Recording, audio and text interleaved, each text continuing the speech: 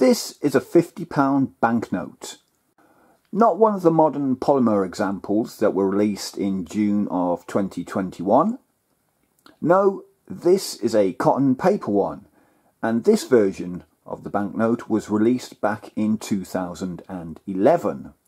So it's not really that old, but it will be consigned to the history books soon enough, as on the 30th of September 2022, the paper £50 banknotes and the paper £20 banknotes will cease to be legal tender here in the UK, making way for the new polymer versions of each, which is kinda sad. And as we seem to be careering towards a cashless society without too much thought, I don't think the polymer banknotes will have a long shelf life too. Just last week at work, our card machine broke down for about 4 hours, so we could only take cash payments, and on 3 occasions customers expressed their anger at this and asked me, who carries cash anymore? Well, I do, and as far as I'm concerned, long may it continue. Anyway, back to the banknote. So this is the highest denomination of banknote issued for public circulation by the Bank of England. The very first £50 notes were issued back in 1725 and were handwritten and issued to individuals as needed. Now if that isn't open to exploitation, well then I don't know what is.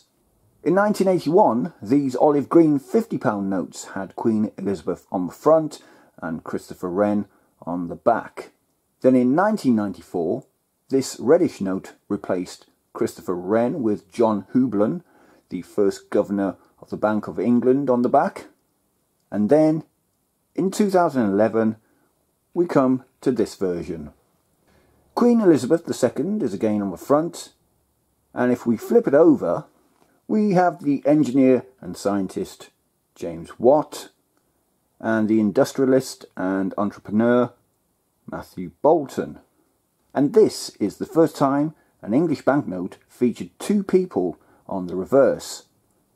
It's got a load of security features incorporated into its design, including the metallic thread, micro lettering, watermarks, raised print and motion thread, to name but a few.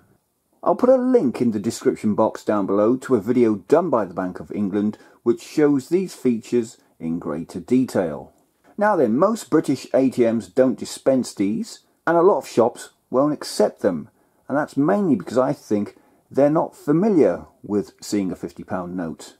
So if you wanted one of these, you have to go into your bank and request one, and that's the main way that these notes get into circulation in the first place. If you want my opinion about this banknote's future, and you probably don't, well, I say get yourself one.